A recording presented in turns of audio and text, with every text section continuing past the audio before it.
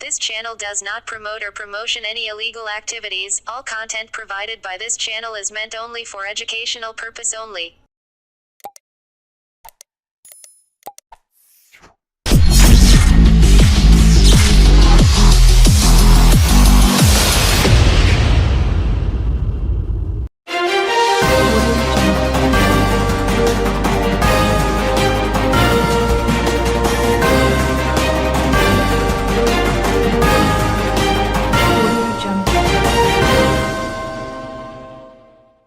Junior ডাক্তারদের সাথে রয়েছি, পাশে রয়েছি, তারাও বিচার চাইছেন, আমরাও বিচার চাইছি।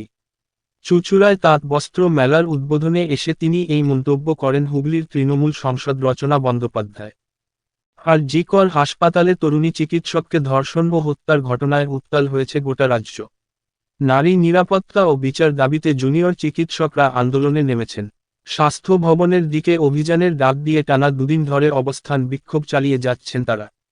এই সংকট মোকাবেলায় মুখ্যমন্ত্রী মমতা বন্দ্যোপাধ্যায় আন্দোলনকারীদের সাথে আলোচনায় বসার আহ্বান জানিয়েছেন। তবে বৃহস্পতিবার নির্ধারিত সেই আলোচনা শেষ মুহূর্তে এসে ভেস্তে যায়। তবুও জুনিয়র চিকিৎসকরা তাদের আন্দোলন থেকে সরে আসেননি। এই প্রসঙ্গে রচনা বন্দ্যোপাধ্যায় বলেন, আমি কখনো বলিনি যে তারা ভুল করছেন। আমি সবসময় তাদের পাশে আছি, কারণ তারা বিচার চাইছেন এবং আমরা সবাই বিচার চাই। আমরা চাই অপরাধীর শাস্তি হোক এবং তাকে যথাযথ সাজা দেওয়া হোক। এই আন্দোলন ও প্রতিবাদ তাই 100% সমর্থনযোগ্য। শুধু আমি নই, সারা পৃথিবীর মানুষ তাদের পাশে আছে এবং আমাদের মুখ্যমন্ত্রীও তাদের পাশে রয়েছেন।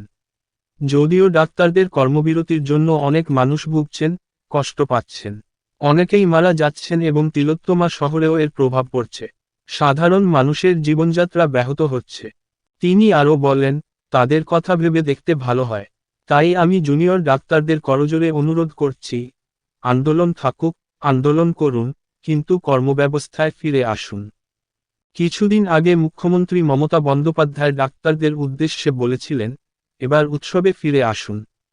সেই প্রসঙ্গে রচনা বন্দ্যোপাধ্যায় বলেন, আমি এবং পশ্চিমবঙ্গের মানুষ, তৃণমূল কংগ্রেসের সদস্যরা দিদিকে পূজনীয় স্থানে রাখি। দিদি যা বলেন, চিন্তা ভাবনা করেই বলেন। তার কথাকে আমরা মনে রাখি। পুজো অবশ্যই হওয়া দরকার। পুজোর সাথে শুধু আনন্দ নয়, অনেক মানুষের ব্যথা বেদনা, শ্রম এবং জীবিকা জড়িয়ে আছে। যারা মণ্ডপ নির্মাণ করেন, তারা কত শ্রম দিয়ে মণ্ডপ নির্মাণ করেন। উৎসব এলে অনেক মানুষের রুটি রোজগার হয়, তাদের সংসার চলে। তাই এই দিকটিও ভুলে গেলে চলবে না। আমি বড়া করি, আমাদের পশ্চিমবাংলার মানুষ মনে করেন, আমাদের তৃণমূল কংগ্রেস সদস্যরা সবাই মনে করেন আমরা দিদিকে পূজনীয় স্থানে রাখি। আমরা মনে করি দিদি যেটা বলেন সেটা দিদি অনেক চিন্তা ভাবনা করে কথা বলেন এবং দিদি যা বলেন সেটাকে আমরা স্মরণ করি। আমরা দিদির কথা ব্যতিক্রম কোনো রকম কথা বলতে রাজি নই। আপনিও কি চাইছেন, হুগলিবাসীকে বার্তা দিচ্ছেন যে পুজো চলে এসে পুজোমুখী হওয়ার জন্য? পুজোমুখী নিশ্চয়ই হওয়া দরকার, কারণ পুজোর সাথে শুধু আনন্দ নয়, পুজোর সাথে প্রচুর মানুষের ব্যথা বেদনা শ্রম সবকিছু লেগে রয়েছে। শুধু যে আমরা প্যান্ডেল দেখতে গেলাম, সেই প্যান্ডেলটা দেখতে যাওয়ার পেছনেও যে কত মানুষের অবদান আছে সেটাও একটু ভাবতে হবে। কারণ এই যে যারা মৃৎশিল্পী রয়েছেন, যারা প্যান্ডেল বানান, যারা স্টল বসেন, যারা খাবার দাবার বিক্রি করেন, প্রত্যেকটি মানুষের রুজি রোজগার, তাদের সংসার চলে পুজোর জন্য। তো সেইটাকে তো আমরা ভুলে গেলে হবে না, তাই নয়? নিশ্চয়ই ভুলে গেলে হবে। দিদি, গতকাল মুখ্যমন্ত্রী দীর্ঘক্ষণ বলেছিলেন জুনিয়র ডাক্তারদের সঙ্গে আলোচনা করার জন্য, কিন্তু জুনিয়র ডাক্তাররা কোনোভাবেই আলোচনায় আসছেন না। কি বলবেন একজন সাংসদ হিসেবে তাদের এই মনোভাব? দেখুন, আমি জুনিয়র ডাক্তারদের সাথে কোনোদিনও আমি বলিনি যে তারা ভুল কাজ করছেন। আমরা সব সময় তাদের সাথে রয়েছি, তাদের পাশে রয়েছি, কারণ তারা বিচার চাইছেন এবং আমরা সবাই বিচার চাইছি। আমরা চাই দোষী শাস্তি পাক, আমরা চাই দোষীরা শাস্তি পাক, যেই হোক না কেন সে আমাদের সামনে আসুক এবং তাকে সাজা দেওয়া হোক। তার জন্য এই আন্দোলন, তার জন্য এই প্রতিবাদ, সেটাকে আমরা 100% সমর্থন করি। জুনিয়র ডাক্তারদের পাশে শুধু আমি নই, সারা পৃথিবীর মানুষ আছে, সারা পশ্চিমবাংলার মানুষ আছে, আমাদের মুখ্যমন্ত্রী তাদের পাশে আছেন। কিন্তু আমাদের একটাই বক্তব্য ছিল যে আমরা তিলোত্তমার জন্য আন্দোলন করছি, তিলোত্তমার জন্য প্রতিবাদ করছি, কিন্তু আজকে তাদের এই অবরোধে, তাদের এই কর্মবিরোধীর জন্য অনেক মানুষ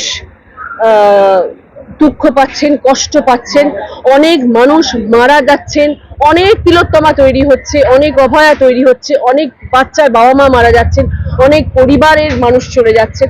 তাদের কথা একটুখানি ভেবে দেখলে খুব ভালো হয়, কারণ জীবনযাত্রা কি ব্যাহত হচ্ছে? সাধারণ মানুষের জীবনযাত্রাও ব্যাহত হচ্ছে। সেইটা আমাদের করজোড়ে অনুরোধ সবাইকে, সব জুনিয়র ডাক্তারদেরকে, আপনারা যদি আন্দোলন থাকবে আন্দোলন করুন, কিন্তু কর্মব্যবস্থা ফিরে আসুন। দিদি, কালকে কোন্নগরে একটি এই ব্যাপারে কোনো মন্তব্য করতে চাই না। উনি একজন সাংসদ এবং উনি কি ভেবে, কি পরিপ্রেক্ষিতে উনি বলেছেন, কি চিন্তা ভাবনায় উনি বলেছেন, সে ব্যাপারে আমি কোনো মন্তব্য কোন্নগরে করতে চাই না। ছেলেটি মারা গিয়েছিল আরজি করে, তার পরিপ্রেক্ষিতে উনি বলেছেন ডাক্তারদেরকে খুনি ডাক্তার। এবার দেখুন, ওনার কনস্টিটিউয়েন্সি কোন নগর, এবার সেখানে হয়তো তার পরিবারের লোকজন এসে কল্যাণদাকে ধরছেন যে কেন আমার পরিবার এরকম ধরনের ঘটনা ঘটছে, বিচার পাক, আমরা কেন বিচার পাচ্ছি না, তিলোত্তমার জন্য আপনারা রাস্তায় হাঁটছেন, আজকে আমার পরিবারের লোক চলে গেল তার জন্য আপনারা কি মিছিল করছেন? তার জন্য কি আপনারা রাস্তায় হাঁটবেন? কবে হাঁটবেন? তাহলে আমাদের পরিবারে যারা সংসার থেকে চলে যাচ্ছে, আমাদের পরিবারের মাথার উপর থেকে ছাদ চলে যাচ্ছে, হাত চলে যাচ্ছে, তাদের জন্য আপনারা কখন মিছিলে নামবেন? হয়তো সেই প্রশ্নের সম্মুখীন হতে হয়েছে কল্যাণদাকে, তার পরিপ্রেক্ষিতে কল্যাণদা হয়তো সেটা বলে ফেলেছেন। কিন্তু আমাদের আরো একবার আপনাদের সবাইকে এটাই অনুরোধ করব যে আমাদের শান্তি ফিরে আসুক। আমরা চাই মানুষ ভালো থাকুক। জুনিয়র ডাক্তারদেরকে আমরা বলবো প্রতিবাদ রাখুন, মিছিল রাখুন, আওয়াজ তুলুন, আমরা সবাই সেই আওয়াজে সামিল হচ্ছি, কিন্তু আপনারা আপনাদের কাজে ফিরে আসুন। সেখানে মানুষের সেবায় আপনারা নিযুক্ত হয়েছেন, আপনারা সেবায় ফিরে আসুন। দিদি, এত প্রতিবাদ, এত কি কোথাও কি মনে হচ্ছে যে এটা কি রাজনৈতিক উদ্দেশ্যে করা হচ্ছে? বলতে পারবো না, আমি এখন এই ব্যাপারে কথা বলতে পারবো না, কারণ এই বিচারাধীন হাইকোর্টের কাছে, এবং এটা সুপ্রিম কোর্টে, এবং এটা সিবিআই আন্ডারে চলে গেছে। তো সিবিআই এর উপরে কথা বলার আমরা কে আছি বলুন? আমরা সবাই দিদিকে বলছি দিদি বিচার, দিদি তো বিচার দেবেন না, তৃণমূল কংগ্রেসের সদস্যরা তো বিচার দেবেন না, বিচার তো দেবে সিবিআই। সিবিআই এর হাতে গেছে, সিবিআই এর উপর ছেড়ে দিন, এখন তার তো কিছু করার নেই। আমরা যখন দিল্লির ওপর যখন নির্ভয়া কেস হয়েছিল, 7 বছর পরে তার বিচার পাওয়া গেছিল। দিল্লির মতো জায়গায় যদি 7 বছর লেগে থাকে, আমরা তো হাপিত্তেশ করে বসে আছি, কবে আমরা জানতে পারবো কি হবে। চুঁচুড়া সদর হাসপাতালে পেন ডাউন কর্মসূচি চলছে, তারাও ধর্ণা করছে, তারাও র্যালিতে হাঁটছে, সেই ডাক্তারদের উদ্দেশ্যে কি বলবেন যে চিকিৎসা যাতে? আমি তো সেটাই আবারও বলছি, একই কথা, যে চিকিৎসায় আপনারা ফিরে আসুন। আপনাদের আন্দোলনে আমরা সবাই সামিল, আপনাদের আন্দোলনে আমরা একসাথে রয়েছি, সবাই আমরা চাই বিচার হোক, কিন্তু আপনাদের এটাও মাথায় রাখতে হবে যার জন্য আপনারা এই আন্দোলন করছেন সেরকম ধরনের ঘটনা আরো বাড়ির ভিতরে ঘটে চলেছে দিনের পর দিন।